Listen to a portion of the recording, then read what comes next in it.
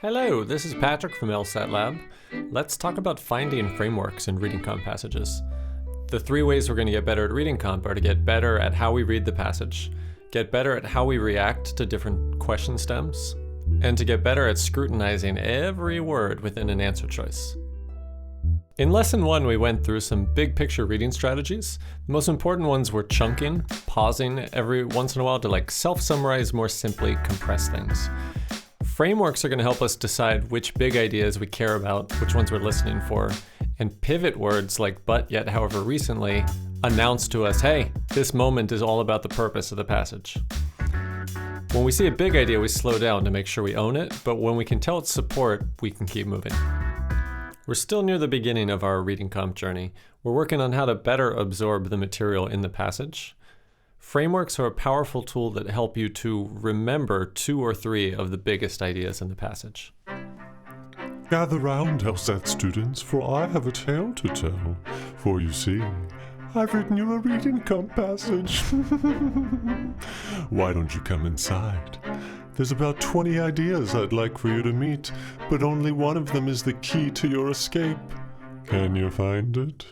Can you remember it? He's right. The average passage has about 25 claims.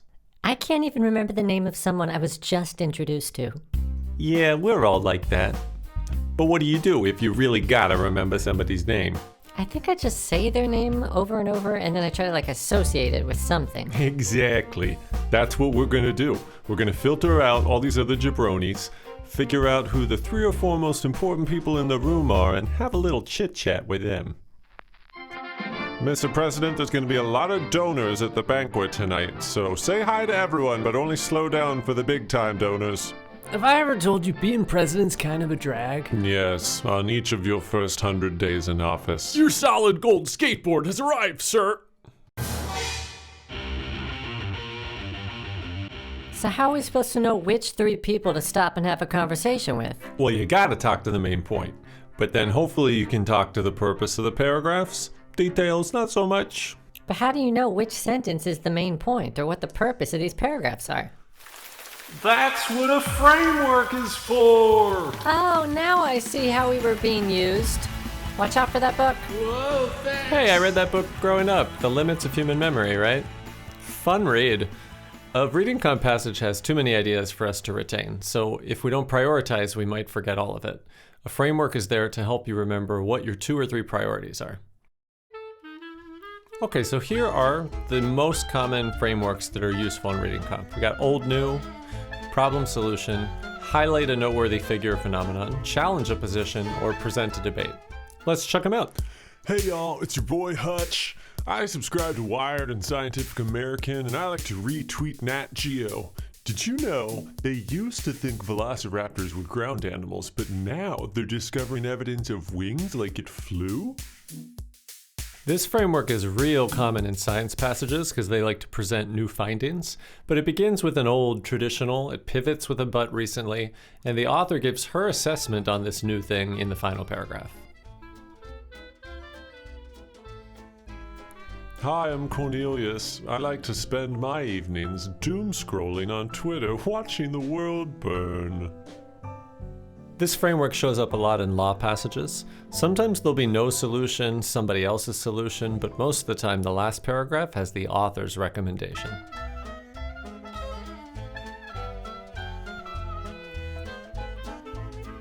My name is Luis. If there's a new art installation opening at the local gallery or a one-woman show at the community theater, I'll be there. Passages that just sort of profile an artist can be really challenging in terms of finding big ideas. You have to learn to listen for phrases that sound like why they're important or distinctive or what their essence is. Hi, I'm Susan. One of my favorite things is to go on Facebook and tell people why their political opinions are wrong, but I also love going on Pinterest and telling them why their fashion sense is wrong. It's very common in society and law passages for them to be challenging a position. A lot of times they're trying to clarify a misconception, but you start with the other point of view and then you pivot into the author's challenge. Hi, I'm Renee. I write for the New York Times. People either criticize me for being too liberal or for being too conciliatory towards conservatives. Both sides suck, am I right? We use this framework when there's at least 2 points of view that aren't the author. And sometimes the author won't show up at all. Other times she'll propose her own position or synthesize the 2 that we were given. So that's the game. So how do we start using these frameworks? Well, for some of the topics, like science, have a strong old-new suspicion. For humanities, have a strong highlight noteworthy suspicion. But otherwise, go off of clue words that you see early on. Once you've picked a framework, use it to remind yourself of what kind of big idea or deliverable you're looking for. Pause the recording so you can screenshot this or read it. Okay, let's get into reading some passages. But remember, we don't passively read this first paragraph. We are attacking it with a shopping list. I must come out of that store with the topic.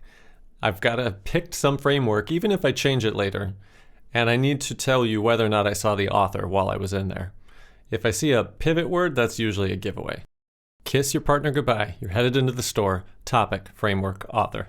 Pause the recording and read this paragraph we saw in lesson 1. The topic is usually found in the very first sentence, so warm up to this idea of scholars that are keeping track of how Ireland's landscape has changed. Sweet. And so framework clues. Well, scholars have traditionally, that's a big clue for old, new. But actually, even the fact that we're talking about scholars, that we're bringing up a position, makes it seem like, oh, is there going to be a pivot? Is the author going to challenge this position? When you see a point of view, and then it's followed by but, however, yet, such as right here, if that claim isn't assigned to anybody else, that is your author. Even if it had been a different point of view, that would have meant, ooh, there's a debate. So pivot words generally say there's a framework moment happening right now. Scholars traditionally relied on documents, but our author is saying those documents are fragmentary. It sounds like a problematic adjective. Our author has a negative feeling. She's challenging this. However, traditionally, it does sound like old. So if we're going to do old new, then we'll say, all right, the old was documents, these historical documents. The old what? We're talking about how they kept track of how Ireland's landscape is changing. They used to use documents, and now they're using something else. Pause the recording and read the rest. If we weren't thirsty for a new method of investigating vegetative landscape change, I don't think I would have realized that's my main point sentence. So frameworks help you listen for the right moment. If we had been using a problem solution, framework would be thinking the problem are these fragmentary at best documents, and they're a problem when it comes to tracking how Ireland's landscape has changed. What's a better way to track how Ireland's landscape has changed? Once again, that would make that first sentence pop and resonate, because it's like, here's an additional means. It can supplement that fragmentary record. It can correct some of the wrongs. Woohoo! Also, once you have a framework, it's easier to talk about the purpose of a paragraph. You just use language like, well, that was the old, that was the new. Then you had, for example, another example. So it was just examples of the new. And then the last paragraph, I heard my author assess this whole thing. She did tell us at one point, documentary, old, bad, fragmentary at best. New, well, pretty good, supplement correct, me like. But the assessment, the nuance usually comes at the end. You know, it's good, it's a win, but there are limits. Whoa! Hey everybody, guess what? Hutch is here. Hey Hutch. My subscribers are gonna love this pollen grain stuff. Yeah, so thanks for stopping by. Cornelius? Hutch? What is he doing here? This was a classic problem solution passage, and here's what the passage map should have looked like. Come on, Cornelius, you know there's more than one right answer to frameworks. But we'll indulge, we'll use problem solution. As we read this passage, we just keep refreshing and reminding ourselves the problem is the documents were fragmentary, the solution is that pollen grains fill in some gaps. And when we get to the first question, what's the main point? We're going to be thinking, what was my framework? Okay, I was doing problem solution, so the main point is the solution. The solution is pollen grains, so this answer better be about pollen grains. And here's what the correct answer looks like. Pause and read it. So how do we know which sentences were going to be the main point sentences? It comes from the payoff of the framework. The solution is the payoff, and the solution was that, hey, pollen grains are this new way of tracking Ireland's changing landscape. When you start a passage, you are a detective looking for clues like scholars have traditionally. When you find a framework moment, you slow down and you say that person's name back to yourself 3 times. And then you remind yourself what your framework wants as its big idea. Pause the video and read these paragraphs. All right, so if I were reading this passage, first sentence is not looking that bad. I'm in the 80s, a bunch of Latina writers. So I'm just gonna think of the time period and try to get a mental picture of Latinas in the 1980s writing cool stuff. All right, and then I move to the second sentence. It's a bit of a long one, 7 lines, multiple punctuation marks. So we all space out for that, but you have to hold yourself to a really high standard in first paragraph. Get in there and just find the core sentence, the subject verb. So if there's an introductory modifier, clip it off for a sec. Any sort of long lead in before the main clause is kind of weighing us down. In this case, there's like a huge list of examples at the end. Lo que nunca pasó por sus labios by Sherry Moraga. But let's just get that out of here. That's not the main point. If we're getting desperate, you can also trim prepositional phrases. Prepositions are tiny little words like of, in, by, at, with. They do matter for the meaning, but they don't matter to the grammar. The core sentence is another genre, the autobiography, came into prominence. That's what we need to get out of that. Autobiography came into prominence. All right, topic, framework, author. First paragraph's done. I know the topic is like 80s Latina writing, maybe with an emphasis on autobiography. Framework, I don't really see any clue words this time around, so what do? I think this is humanities. We're talking about literature, so it's usually highlight noteworthy. It does just feel like a descriptive article so far. Okay, so if I'm doing highlight noteworthy, what sort of big idea am I reading for? What's cool about this artist or movement or something? As we go into the next paragraph with that goal, we see, oh, attitude bomb, these collections are innovative. Well, I do believe we just found the author's voice. She's telling us right now the biggest idea, why it's important to talk about these collections. Wait, what are these collections? Sorry, let me go rewind. These 3 autobiography collections. All right, so it really is about the autobiography. That first sentence was kind of a more broad lead-in. Okay, these 3 autobiographies are awesome because what are the salient features? Whatever the author's about to emphasize, that's going to be our main point. Why is it important, or what is its style? How did it evolve? Why are they so fresh? Well, the biggest theme I saw in that mess of details is mix, mix, mix. It's a mix of language, it's a mix of identities, it's a mix of genres. So I'm trying to use one thing to remember many. It's a mix of things. If that's all I can get for now, that'll do. The passage is about these autobiographies. They're innovative because they were a mix of things. I'm compressing. Hey mom, the flex is going great. I just chunked the first 2 paragraphs down to 1 sentence, so yeah, chillin'. This wall of text is paragraph 3. I'll call you later, Todd. Todd can't save you guys. You need to pause the recording and read this paragraph. We're going to do this whenever we start any paragraph, but especially when we start a monster paragraph. We want to remind ourselves of where we're at big picture, because we might not even need to engage with this paragraph too much. We're doing a highlight noteworthy, we think, based on 3 autobiographies, and we've already heard what the author thinks is special. They're like an innovative mix of things.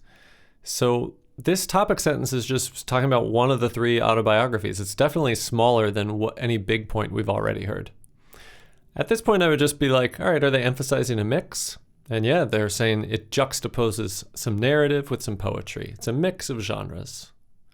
The next sentence is talking about another one of the autobiographies. I'm even more convinced this is just a huge paragraph of details that aren't the big picture.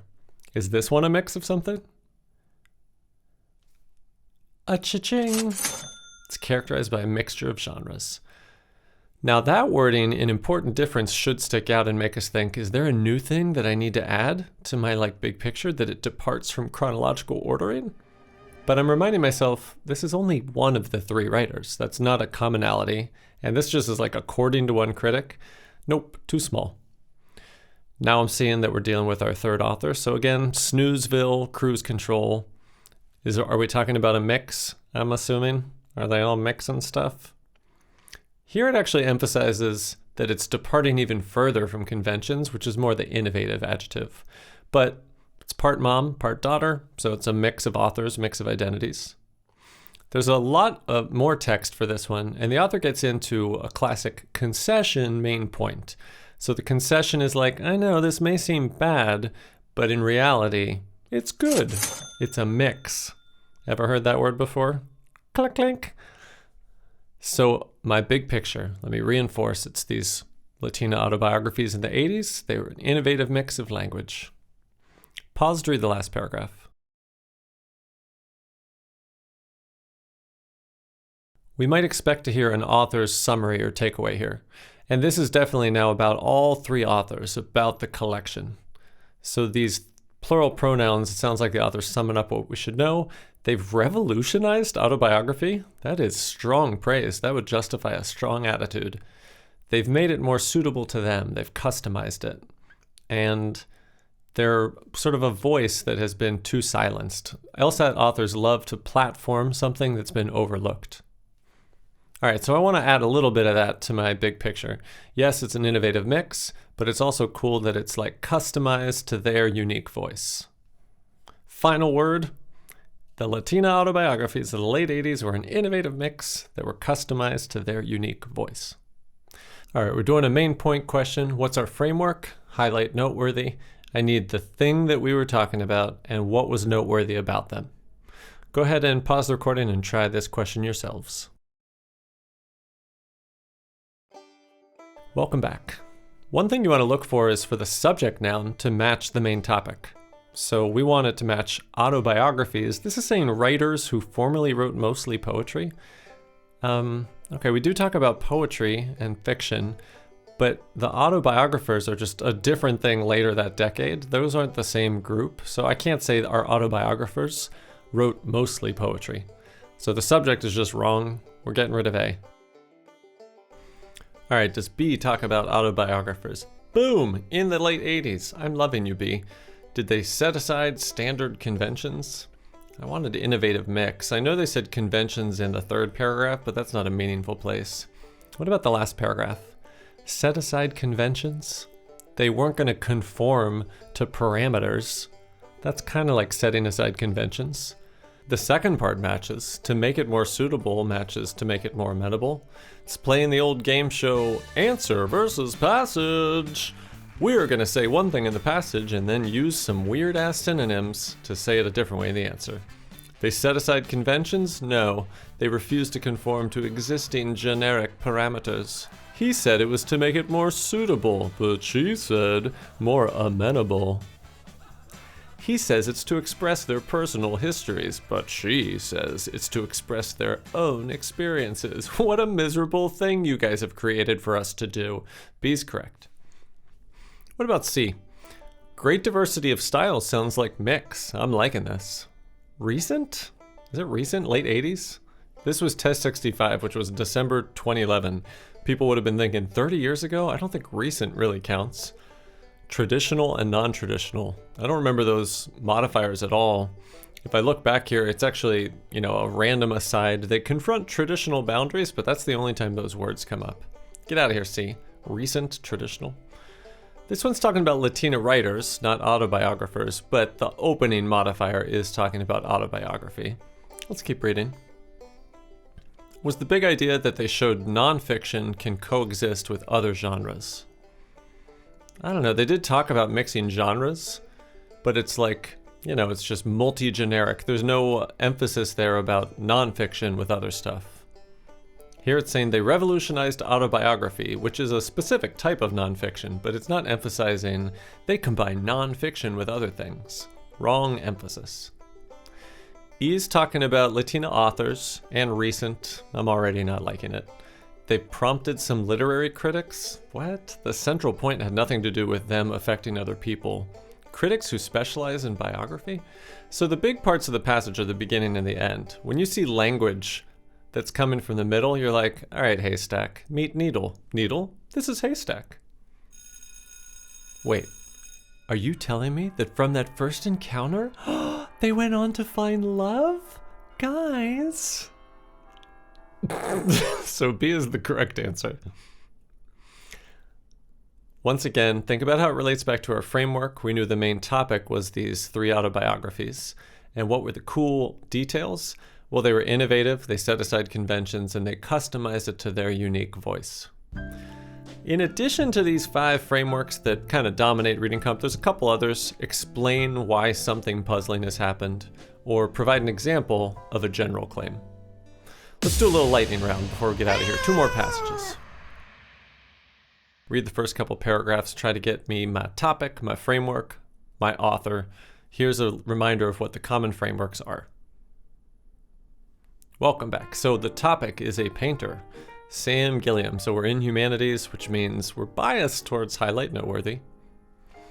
Are we saying that he's important or interesting? We're saying he's one of the foremost painters. He's an important development. It's highlight noteworthy, or at least I assume from the first paragraph.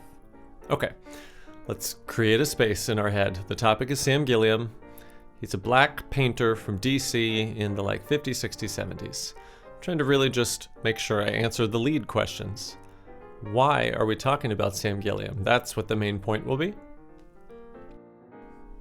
Why is he noteworthy? I mean, we said he's one of the foremost painters, an important development. We're talking about 2 different things. He's important in Washington Color School and Color Field. If we peek ahead, looks like Color Field's more important. Let's dig into that one. Okay, so what's the essence of Color Field? Well, it evolved from complex and minimally representational abstractions. Good God. Remember, this is the stuff we care about. We have to slow down and figure out some of these artsy-fartsy ideas. So it evolved from complex to simple, from barely representational to totally non-representational. Oppositional pairs are easier to remember. But what if you're like, I don't even know what representational and non-representational means? Ask yourself some questions. What does this represent? A diamond? A mountain? People? You try. Flamingo, flower, leaf, shapes, feelings. I don't know what those represent. Wait a sec. Non-representational. We got our mental picture. Let's pause with this first sentence and relate it to our framework. This is saying that he was rebelling against what his peers were doing. They were doing strictly representational, clear as day, their message. No subtlety, no ambiguity. They would do a collage, a straightforward, literal approach. They would just show you a painted figure, put a political slogan up there. He's like, come on, guys, that's too blunt. Let's be a little more expressive. Let's add some room where we're just sort of evocative of the mood. So he was still interested in conveying the African American experience, but he was unique, and that's why we're writing about him, because he wanted to do it in a moody, non-representational way. Let's use that oppositional pair. The other black artists were doing literal protest art, but Sam Gilliam, instead of doing that, did non-representational, moody art. We did it. Let's try one more passage. Pause and read these 2 paragraphs. Topic, framework, author. Here are the common frameworks. Have at it.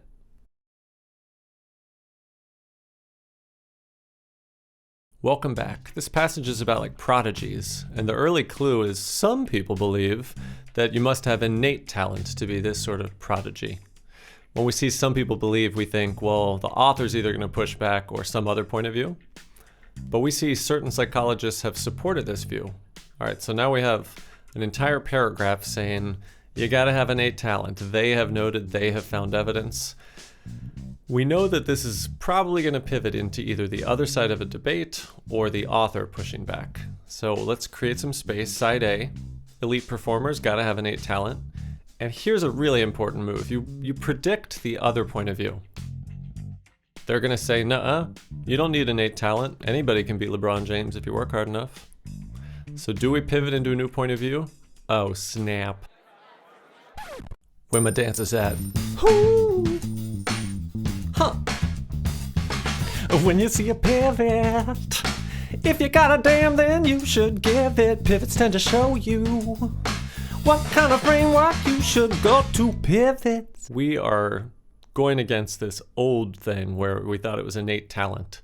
There's some new thing that says it's not innate talent. Sure enough, yeah, there's a payoff line there. Exceptional performance, acquired, not innate. We did it, y'all. We predicted it. We were listening for it. We were thirsty for that. It's not innate, it's acquired. We've got the old, we've got the new, we're probably all set. When we see the next sentence begin, for example, it's just supporting. We done. All right, let's encode it. The old was that like you needed innate talent to be a superstar. The new one is it's mainly acquired skills. Keep asking yourself questions early on. What are the clues? What framework? If you see a but, however, recently, slow down. There's your framework. And once you pick one, remind yourself of what the big ideas are that you're looking out for. We're going to now move on into the question type part of the experience. We've talked about a lot of strategies for how to better absorb the passage. With our next lesson, we're going to start getting into the various question types and trying to get more correct answers. If you want to practice these frameworks, we only have 3 tests available on the free plan at LSAT Lab, but you would still be able to sort all the reading comp passages with our question bank if you want to pull up a list for yourself of old, new, or problem solution passages and practice on your own. Hey kids, you want to watch some LSAT Lab? Thanks for watching. Check out some of our other YouTube videos, and we'll see you around.